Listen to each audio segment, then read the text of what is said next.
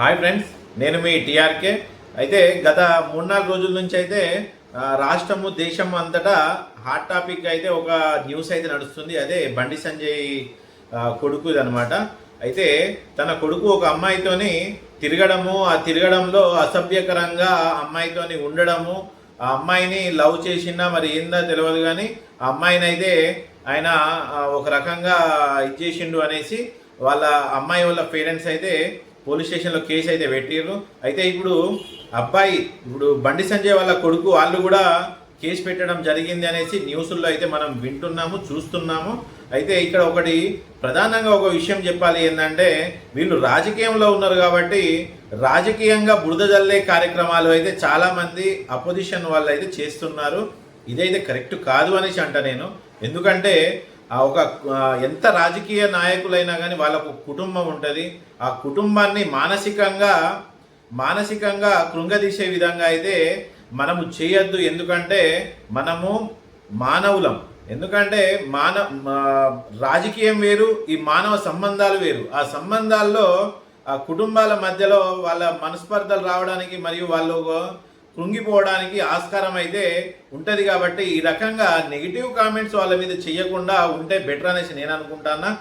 ఇంకోటి ఏంటంటే, రాష్ట్ర ప్రభుత్వం కూడా ఒక కమిటీ అయితే వేసింది. ఈ కేసులోని నిజాలు ఏంటిది అనేసి తెలుసుకోవడానికి అయితే ఒక కమిటీని అయితే వేసింది. అదేవిధంగా పోలీస్ స్టేషన్లో కూడా కేసు నడుస్తుంది. ఆ పోలీస్ వ్యవస్థ కూడా ఇందులో నిజం ఎంత ఉన్నదో కూడా వాళ్ళు తెలుసుకోవడానికి అయితే ప్రయత్నాలు చేస్తూనే ఉన్నారనమాట.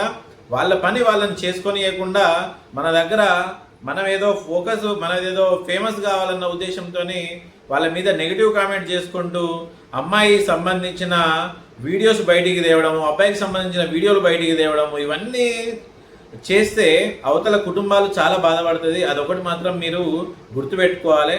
ఇంకో విషయం ఏంటంటే, రాజకీయ కోణంలో ఆలోచిద్దాము ఈ విషయాన్ని. ఏ విధంగా అంటే, మొన్న మోడీ వచ్చిండు, హైదరాబాద్లో సభ పెట్టిర్రు. ఆ సభలో మోడీ మాట్లాడింది చాలా కాన్ఫిడెన్స్గా మాట్లాడిండు. ఏంటంటే, తెలంగాణలో రాబోయేది బీజేపీ సర్కారే అనేసి.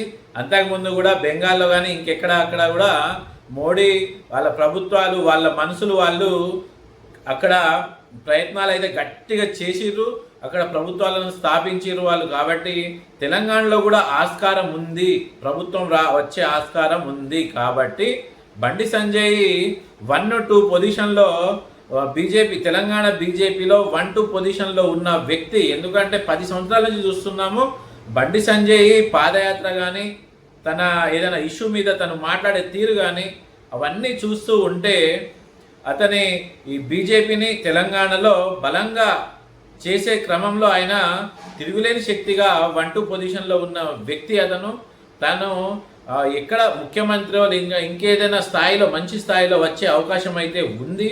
దాన్ని ఇక్కడనే డౌన్ఫాల్ చేద్దాము, తన్ని తగ్గిద్దామన్న విషయంలో కూడా ఇలాంటి ఇష్యూని ఇంకా పెద్దగా చేసి చూపించే కోణంలో కూడా మనం ఆలోచించాలి.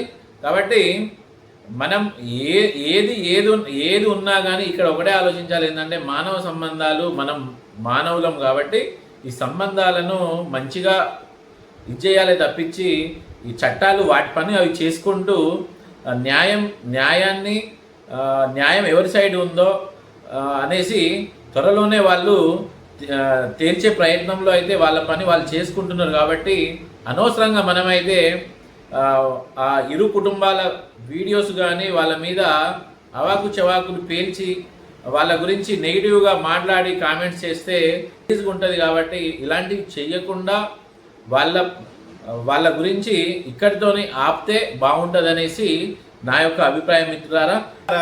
ఇప్పుడు మన ఈ ఇష్యూ మీద ఎవరిది కరెక్ట్ ఎవరిది రాంగ్ అనేసి మీ యొక్క అభిప్రాయాన్ని మాత్రం మన కామెంట్ బాక్స్లో అయితే తెలపడం మర్చిపోకండి. ఓకేనా? నెక్స్ట్ వీడియోలో కలుద్దాం. Okay, bye.